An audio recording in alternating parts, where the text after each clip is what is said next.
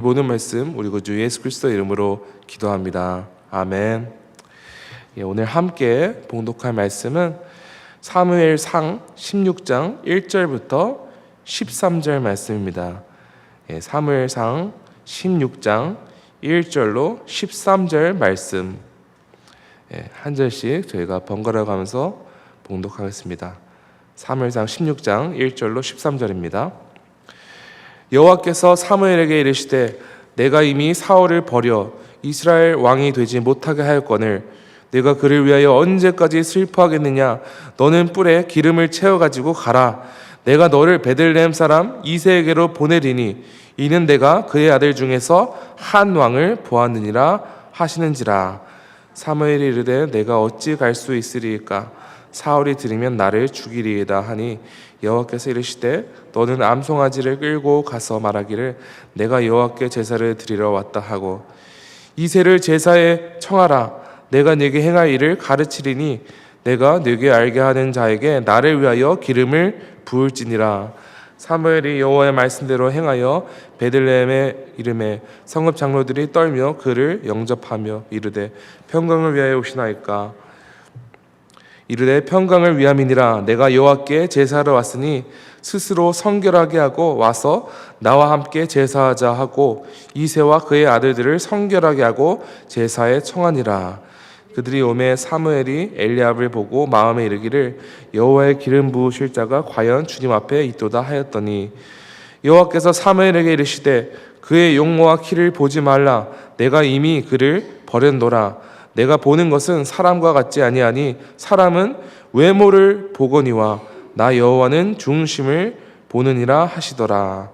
이새가 아비나답을 불러 사무엘 앞을 지나가게 하매 사무엘이 이르되 이도 여호와께서 택하지 아니하셨느니라 하니 이새가 산마로 지나가게 하매 사무엘이 이르되 이도 여호와께서 택하지 아니하셨느니라 하느니라.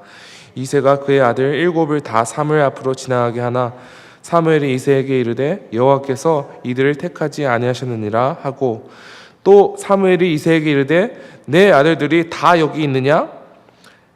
이새가 이르되 아직 막내가 남았는데 그는 양을 지키나이다. 사무엘이 이새에게 이르되 사람을 보내어 그를 데려오라. 그가 여기 오기까지는 우리가 식사 자리에 앉지 아니하겠노라. 이에 사람들을 보내어 그를 데려오매 그의 빛이 붉고 눈이 빼어나고 얼굴이 아름답더라. 여호와께서 이르시되 이가 그니 일어나 기름을 부으라 하시는지라. 함께 읽겠습니다. 사무엘이 기름 뿔병을 가져다가 그의 형제 중에서 그에게 부었더니 이날 이후로 다윗이 여호와의 영에 크게 감동되니라. 사무엘이 떠나서 라마로 가니라. 아멘. 하나님의 말씀입니다. 여러분, 믿음으로 살아간다는 것은 무엇을 의미합니까? 평소에 예수님을 잘 믿고 교회 생활 열심히 하는 그리스도인들도 자신의 인생이 예상치 못하는 방향으로 흘러갈 때 쉽게 좌절하고 낙심하기 마련입니다. 그리고 좌절과 낙심은 하나님에 대한 원망으로 바뀌기도 하며 하나님을 의심하기도 하기까지 합니다.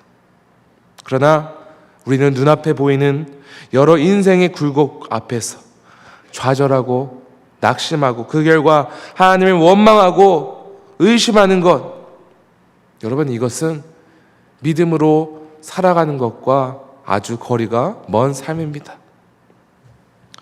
믿음으로 살아가는 사람은 애초에 이 세상의 물질과 환경을 바라보며 확신하며 살아가는 사람들이 아니기 때문이죠. 히브리서 저자는 믿음으로 살아간다는 것이 무엇인가 이렇게 정의를 하고 있습니다. 히브리서 11장 1절과 2절을 제가 한번 읽어보겠습니다.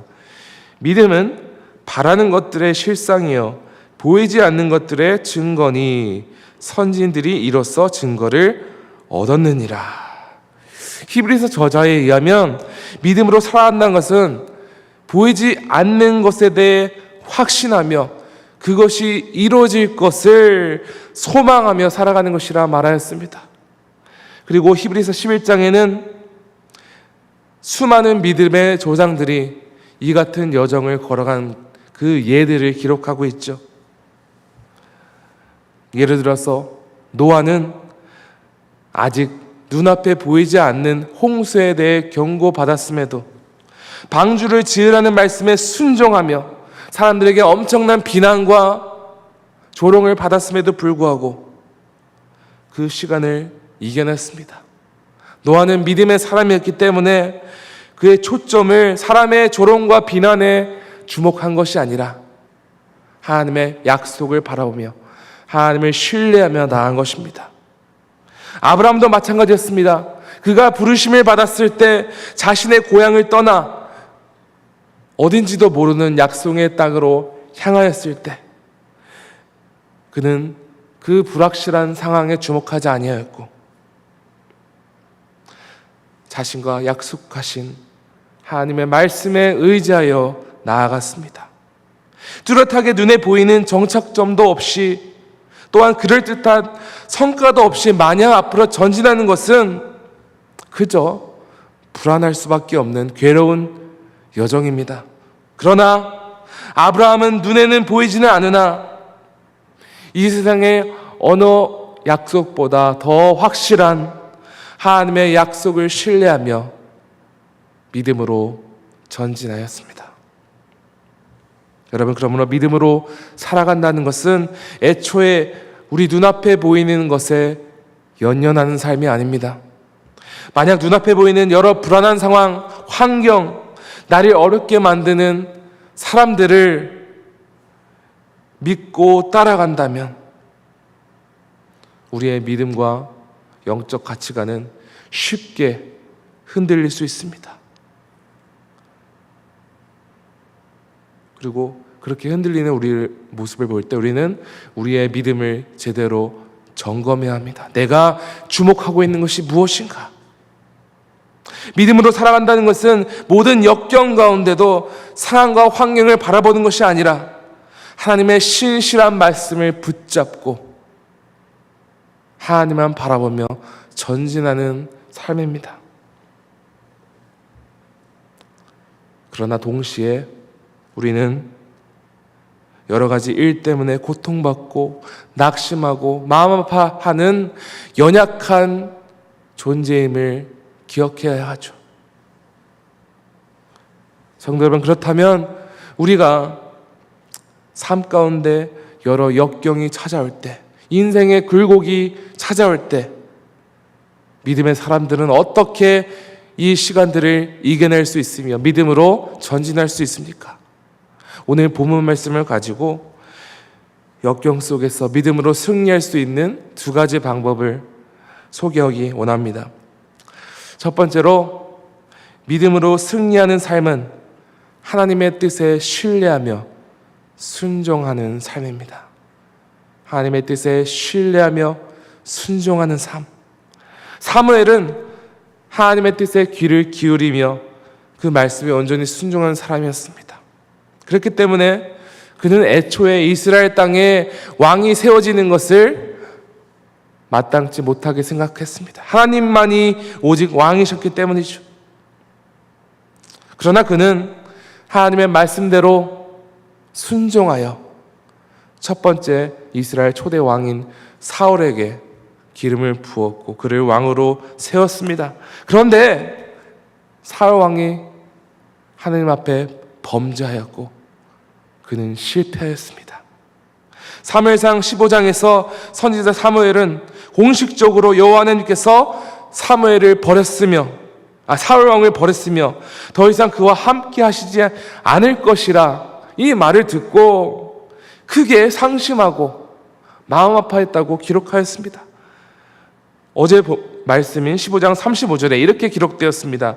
사무엘이 죽는 날까지 사울을 다시 가서 보지 아니하였으니 이는 그가 사울을 위하여 슬퍼하였었고 여호와께서는 사울을 이스라엘 왕으로 삼으신 것을 후회하셨더라. 여러분, 사무엘도 사람이었기 때문에 자신이 세운 왕이 범죄하고 실패하고 추락하는 모습을 보고 슬퍼했습니다. 마음 아파했습니다. 정말로 힘든 시간을 겪고 있었습니다.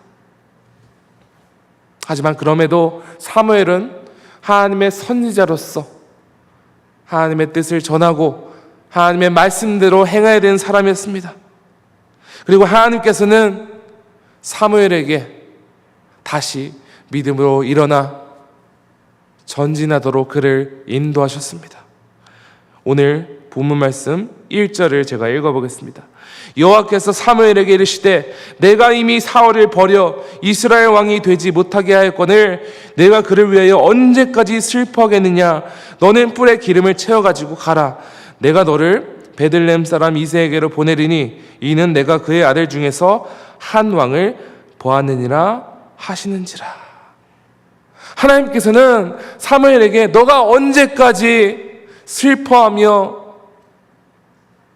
주저앉아 있겠느냐? 언제까지 나의 임재가 떠난 사울을 위해 슬퍼하겠느냐?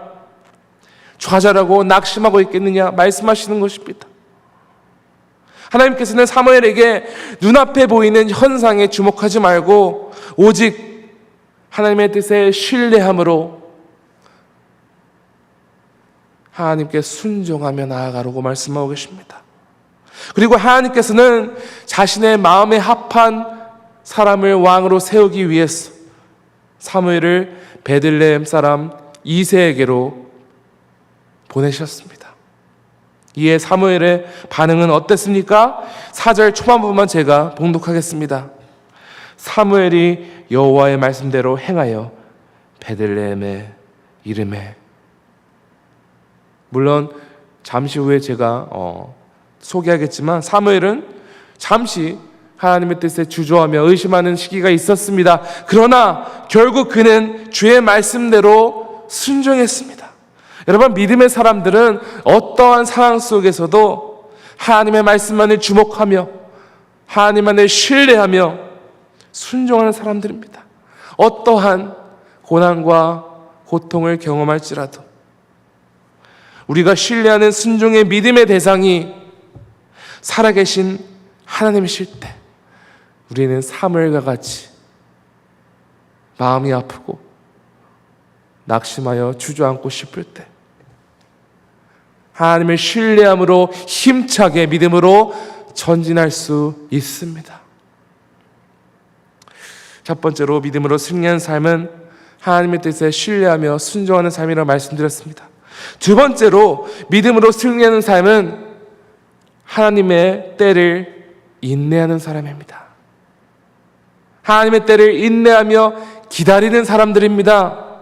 사무엘은 하나님의 말씀을 신뢰하고 순종함으로 이새의 집으로 찾아갑니다. 그러나 분명한 사실은 하나님께서 구체적으로 누구를 다음 왕으로 세우실 것인지 구체적인 계획을 알려주시지 않았습니다. 3절입니다. 이새를 제사에 청하라. 내가 내게 행할 일을 가르치리니 내가 내게 알게 하는 자에게 나를 위하여 기름을 부을지니라. 하나님께서는 처음부터 내가 다윗을 선택하였고 그러므로 다윗에게 기름을 부어라 이렇게 말씀하시지 않았습니다. 오직 사무엘은 하나님을 신뢰함으로 하나님의 말씀에 순종하며 나아가야 했습니다. 여러분, 그런데 사무엘에게 있어서 이같이 행하는 것은 굉장히 인간적으로 자신을 위험에 처하게 하는 것이었습니다. 그가 결국 순종하여 베들레헴에 갔지만 인간적으로 볼 때 하나님께서 누구를 왕으로 지목하시는지도 모른 채 모든 것이 불확실한 상황에서 베들레헴으로 향하는 것, 그리고 이 다음 왕을 세우기 위해서 베들레헴으로 향했다라는 이 소문이 퍼지는 순간, 이 소문이 사울 왕에게 들어가는 순간 순식간에 그는 반역자로 오해받을 수 있는 상황이었습니다. 그래서 오늘 본문 2절에서 사무엘은 하나님께 호소하기를, 사울이 만약 이 일을 알게 되면 나는 죽게 될 것입니다. 그러나 하나님께서는 오직 하나님의 뜻을 신뢰하며 하나님을 기다리며 하나님의 뜻대로 나아갈 것을 말씀하십니다.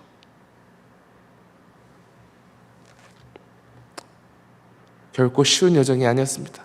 또한 사무엘이 이새의 집에 도착했을 때 그의 모든 아들들이 사무엘 앞에 서게 되었죠. 하나님께서 선택하신 사람을 찾는 여정도 결코 쉽지 않았습니까? 처음에는 엘리압이라는 자를 보고 사무엘이 이 사람이구나. 하나님, 이 사람이 하나님께서 선택한 사람입니까? 아니다. 7절에서 하나님 말씀하시죠. 여호와께서 사무엘에게 이르시되 그의 용모와 키를 보지 말라. 내가 이미 그를 버렸노라. 내가 보는 것은 사람과 같지 아니하니 사람은 외모를 보거니와 나 여호와는 중심을 보느니라 하시더라. 이미 사람의 뜻대로, 사람의 생각대로 사울을 세워서 실패했죠.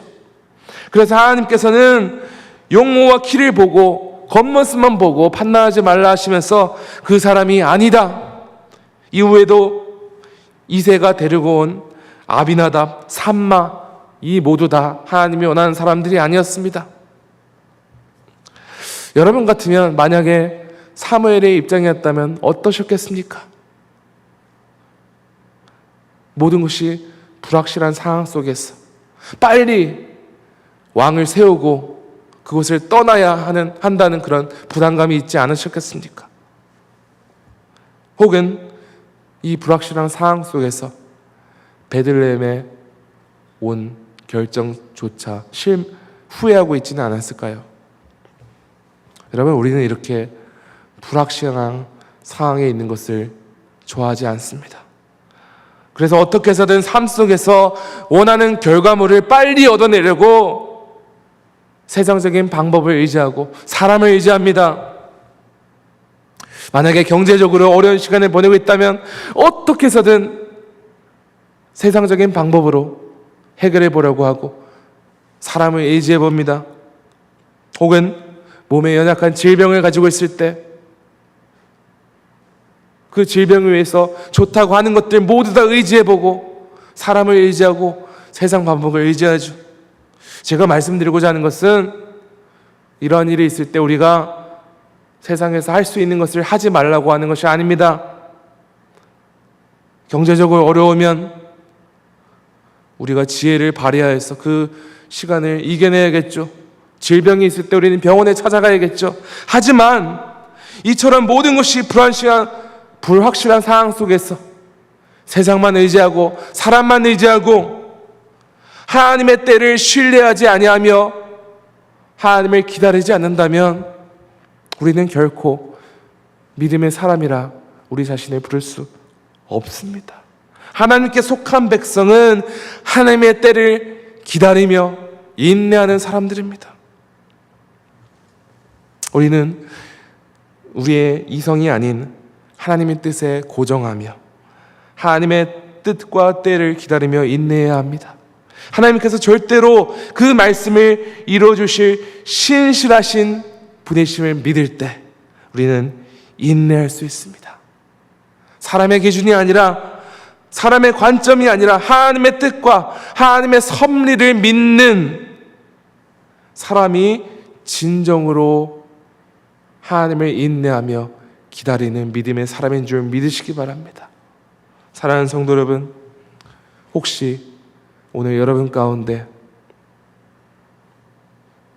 여러 답답한 문제들이 있습니까? 인생의 굴곡의 시간을 지나가고 있지는 않습니까? 그렇다면 우리 구주 되시는 하나님의 뜻을 신뢰하며 순종하며 나아가기를 소망합니다. 또한 항상 하나님께서 여러분과 함께 계셔서 하나님의 때에 주의 방법으로 여러분을 최선의 방법으로 최선의 길로 인도하실 것을 신뢰하며 믿으며 끝까지 인내하며 오늘도 담대히 전진하시는 여러분 되시기를 간절히 축원합니다. 지금 함께 기도하시겠습니다. 하나님 아버지, 감사합니다. 주님, 우리가 때로는 이 세상에서 살아가면서 불안하고 낙심되고 좌절하게 되는 일이 너무나도 많습니다. 우리는 이러한 불확실성에서 살아가는 사람들입니다. 그러나 주님, 우리가 눈앞에 보이는 것을 의지하며 눈앞에 보이는 것에 연연하여서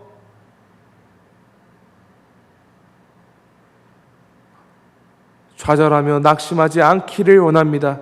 오직 우리의 구주 되시는 예수님을 바라보며 우리를 세상 끝날까지 붙들어 주실 예수님만을 의지하고 신뢰하며 순종하기 원하며, 또한 하나님의 그 완벽한 때를 기다리며 인내하는 주의 백성들 되게 하여 주시옵소서. 어떠한 상황 속에서도 하나님께서 최선의 길로 인도하실 것을 믿으며 인내하며 나아가는 주의 백성 되게 하여 주시옵소서. 성령님께서 오늘 이 자리에 모인 모든 지구촌 가족들 함께 하시며 주의 뜻대로 살아가는 백성 되게 하여 주시옵소서. 주님 감사합니다. 이 모든 말씀 우리 구주 예수 그리스도 이름으로 기도합니다. 아멘. 하늘에 계신 우리 아버지여, 이름이 거룩히 여김을 받으시오며 나라가 임하시오며 뜻이 하늘에서 이루어진 것 같이 땅에서도 이루어지이다. 오늘 우리에게 이러한 양식을 주시옵고 우리가 우리에게 죄 지은 자를 사하여 준 것 같이 우리 죄를 사하여 주시옵고 우리를 시험에 들게 하지 마시옵고 다만 악에서 구하시옵소서. 나라와 권세와 영광이 아버지께 영원히 있사옵나이다. 아멘.